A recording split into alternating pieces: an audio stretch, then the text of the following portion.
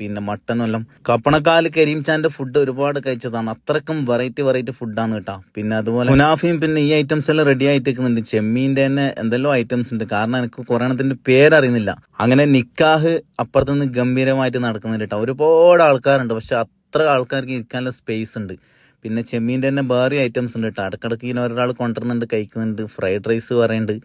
ഫുഡിൻ്റെ ഐറ്റംസിലാണെങ്കിൽ ഓരോ സ്ഥലത്ത് ഇങ്ങനെ സെപ്പറേറ്റ് കൊണ്ടുവച്ചിട്ടുണ്ട്. അതിൽ ചെമ്മീൻ്റെ ഒരു ഐറ്റം എടുത്ത് കടിച്ചു നോക്കി. എന്തായാലും നല്ല കിടുക്കാച്ചായിട്ടാണ് കേട്ടോ.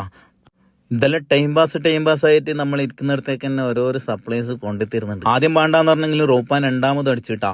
പിന്നെ നമ്മളെ കുനാഫ എല്ലാം ഇങ്ങനെ ബന്ധ് വരുന്നുണ്ട്. അപ്പോൾ കുനാഫ ഒന്ന് മറിച്ചിടുന്ന കാണുന്ന വെച്ചിട്ട് ഓന് നമുക്ക് ലൈവായിട്ട് അത് മറിച്ചിട്ടാണ്. കുനാഫ ഹബിന്റെ ടീമാണ് ഇവിടുന്ന് കുനാഫ ഉണ്ടാക്കുന്നത്. അങ്ങനെ ഒരുപാട് കാറ്ററിംഗ് ടീം ഇവിടെ ഉണ്ട് കേട്ടോ. പിന്നെ ഫുഡിന്റെ ടൈമായ സമയത്ത് മട്ടന്റെ പീസിൽ നിന്ന് ഒരു കഷ്ണം എടുത്ത്, അതുപോലെ ചമ്പല്ലിന്ന് ഒരു കഷ്ണം എടുത്ത് കുറച്ച് മാത്രം